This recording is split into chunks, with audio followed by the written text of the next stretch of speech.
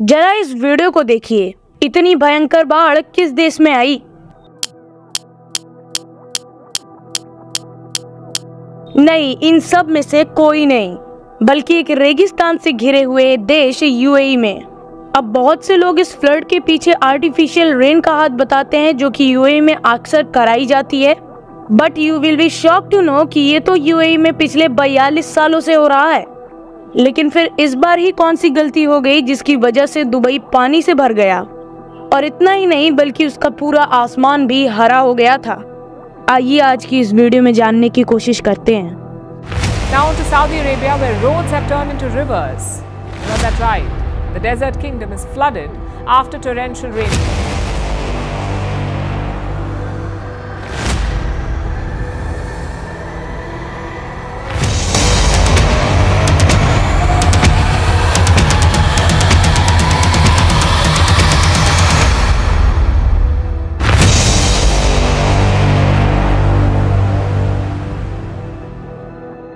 दोस्तों, इस पूरे सिनेरियो को समझने से पहले हमें क्लाउड सीडिंग को समझना पड़ेगा।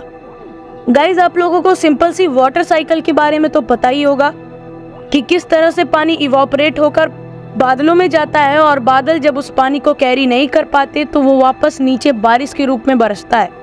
लेकिन अगर एक ऐसी स्थिति पैदा हो जाए जब बादलों के अंदर सफिशिएंट वाटर ड्रॉपलेट्स ही ना आ पाए, या हम बात करें एक ऐसी जगह की जहां पर वाटर इवोपरेशन ही ठीक से ना हो पाए, तो वहां पर बारिश कराने के लिए हम क्या करेंगे? दोस्तों, यहाँ पर मैं सिर्फ यूएई नहीं बल्कि मिडिल ईस्ट के सारे देशों की बात कर रहा हूँ। उनका रेन रेट हमेशा से कम रहा है। इसी चीज को बढ़ावा देने के लिए वहाँ के वैज्ञानिकों ने टेक्नोलॉजी का इस्तेमाल किया, क्योंकि साइंटिस्टों को ये तो पता था कि अगर उन्हें आर्टिफिशियल रेन करानी है तो उन्हें बादलों को एक ऐसे स्टेट में लेकर जाना पड़ेगा जब वो अपने ड्रॉपलेट्स को कैरी ना कर पाएं। दोस्तों, इस पॉइंट ऑफ टाइम को हम सैचुरेशन पॉइंट भी कहते हैं। यानी अगर एक तरीके से देखा जाए तो वैज्ञानिकों का विजन क्लियर था। उन्हें पता था कि अगर वो कुछ ऐसे मटेरियल्स को क्लाउड्स में इंसर्ट करते हैं जो कि क्लाउड में मौजूद वाटर ड्रॉपलेट्स की हैवीनेस को बढ़ा दे, तो आर्टिफिशियल रेन कराना बहुत ज़्यादा आसान हो जाएगा। और इसी आइडिया पे काम करते हुए ढेरों एक्सपेरिमेंट परफॉर्म करने के बाद लेट 90s में यूएई ने अपना फाइनली क्लाउड सीडिंग का ड्रीम पूरा कर लिया। और आज एक ऐसा टाइम है जब यूएई चाहता है तभी बारिश करा लेता है। तो आइए समझते हैं कि आखिर ये क्लाउड सीडिंग करी कैसे जाती है।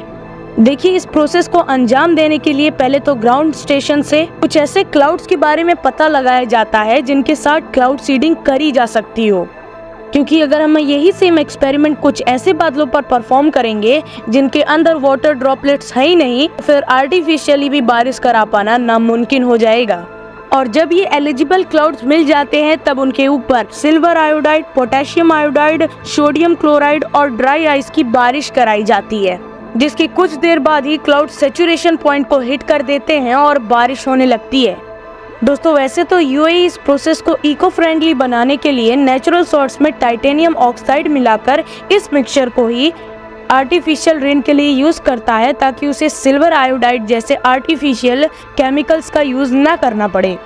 लेकिन फिर भी आज यूएई की हालत कुछ इस तरह की है। तो क्या सच में इसके पीछे आर्टिफिशियल रेन का ही हाथ है? दोस्तों, अगर गौर से देखा जाए तो इसके पीछे दो रीजंस हैं, एक एनवायरनमेंट और दूसरा इंफ्रास्ट्रक्चर। दोस्तों, ये बारिश जो दुबई में इसी साल हुई है, ये दुबई के इतिहास की सबसे बड़ी बारिश है, क्योंकि जहां दुबई एयरपोर्ट पे पूरे साल में 3.73 इंचेस बारिश होती थी, वहीं सिर्फ 24 घंटे में 5.59 इंचेस बारिश हो गई। हालात इतने खराब हो गए कि देश भर के स्कूल्स को बंद करना पड़ा और वर्क फ्रॉम होम भी अप्लाई करना पड़ा। Schools are suspended, roads are closed. लेकिन दोस्तों, इसके पीछे का रीजन कोई क्लाउड सीडिंग नहीं थी, बल्कि इन्वायरमेंट था। क्योंकि यूएई जैसे ही हाल ओमान, कतर और सऊदी अरेबिया में भी रिपोर्ट किए गए थे। यहाँ तक कि अलसरा अल-नाबी, जो कि नेशनल सेंटर ऑफ मीटरोलॉजी में एक सीनियर ब्रॉडकास्टर है, उसने खुद ये बात कंफर्म की कि जब ये फ्लड देखने को मिला, उसके कई दिनों पहले तक भी कोई भी सीडिंग ऑपरेशन नहीं रिपोर्ट किया गया था। दोस्तों, दुबई के एनवायरनमेंट में इस लगातार टेम्परेचर डिफरेंस की वजह से दुबई के आसपास एक लो प्रेशर जोन क्रिएट हो गया था, जिसकी वजह से हमें टेम्परेचर फ्लक्चुएशंस भी देखने को मिली, जिसका रिजल्ट आगे चलकर कुछ ऐसा आया।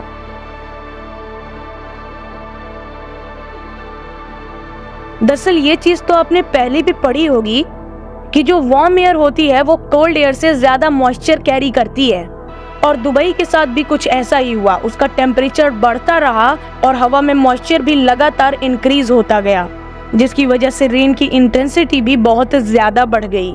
और दोस्तों केवल ये एक इकलौता रीजन नहीं है, बल्कि इसके पीछे का रीजन बढ़ता हुआ ग्लोबल टेम्परेचर भी है।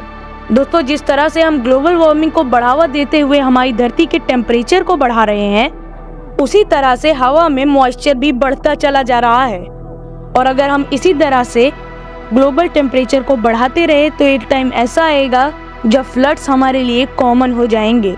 लेकिन दोस्तों ये एक इकलौती चीज नहीं है जिसकी वजह से लोग डरे हुए हैं। दरअसल इस फ्लड के तुरंत बाद ही पूरे यूएई का आसमान हरा हो गया था। तो आइए इस मैजिक के भी पीछे का लॉजिक समझते हैं। दोस्तों कई लोग इसका भी रीजन क्लाउड सीडिंग के हार्मफुल इफेक्ट को मान रहे हैं, लेकिन असल में क्लाउड सीडिंग का इस घटना से कोई भी लेना देना नहीं है। यूनिवर्सिटी ऑफ विस्कन मेडिसिन के रिसर्चर एंड मीटरोलॉजिस्ट स्कॉट बैकमेयर, जिन्होंने बताया था कि जब किसी ब्लू ऑब्जेक्ट पर हम रेड लाइट को मारते हैं तब वो हल्का सा ग्रीन दिखने लगता है, और कुछ ऐसा ही हुआ था फ्लड के टाइम दुबई में। दरअसल फ्लड्स के टाइम जो क्लाउड्स क्रिएट होते हैं वो नॉर्मल बादलों से वैसे भी ऊपर होते हैं, और जब इनके स्लाइटली ब्लू कलर्स की वाटर वेपर्स पर सन से आने वाली डायरेक्ट रेड लाइट पड़ती है तब ये ग्रीन दिखने लगते हैं। और कुछ ऐसा ही हुआ था यूएई में उस टाइम जब उनका पूरा आसमान ही हरा हो गया था। इसीलिए इन सारी बातों का कि एलियंस दुबई में आ चुके हैं या फिर क्लाउड सीडिंग की वजह से अब धीरे धीरे दुबई नर्क बन रहा है, इस घटना से कोई भी लेना देना नहीं है।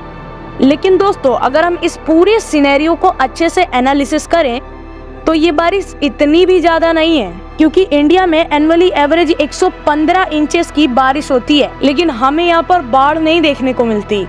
पर दुबई में सिर्फ 5 इंचेस की वजह से बाढ़ आ गई, क्योंकि इनका इंफ्रास्ट्रक्चर ही कुछ इस तरह से डिजाइन नहीं किया गया था कि वो इतने सारे पानी को एक साथ ही मैनेज कर सके, इसीलिए हमें ये फ्लड देखने को मिला। बट द कंक्लूजन इज हमें ग्लोबल वार्मिंग को कम करना पड़ेगा ताकि टेम्परेचर डिक्रीज हो और हमें फ्यूचर में एक बड़ी दिक्कत का सामना न करना पड़े।